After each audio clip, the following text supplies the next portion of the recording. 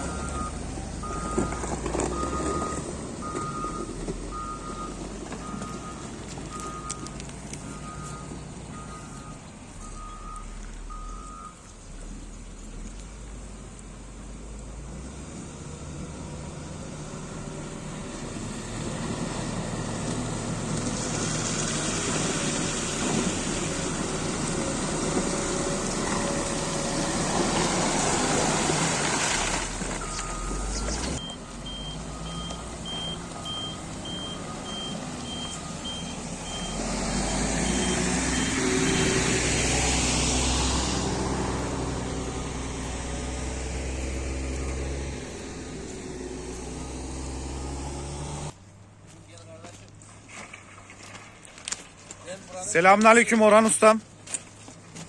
Hoş geldiniz Hilmi Ustam. Hoş bulduk. Simit getirdim Orhan Ustam çayın yanına.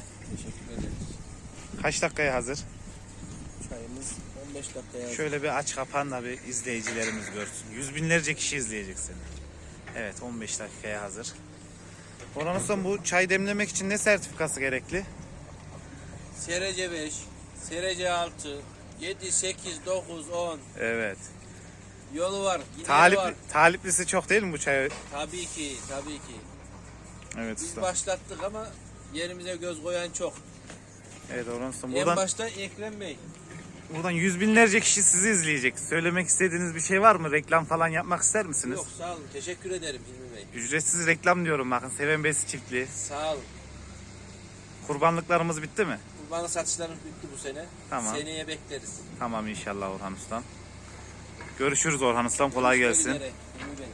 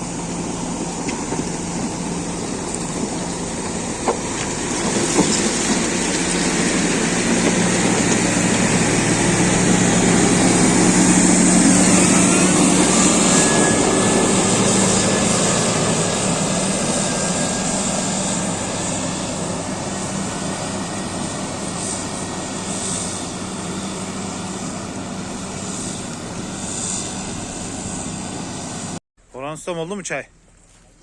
Ay oldu. Hilmi'ciğim 50 lira istiyoruz kankam.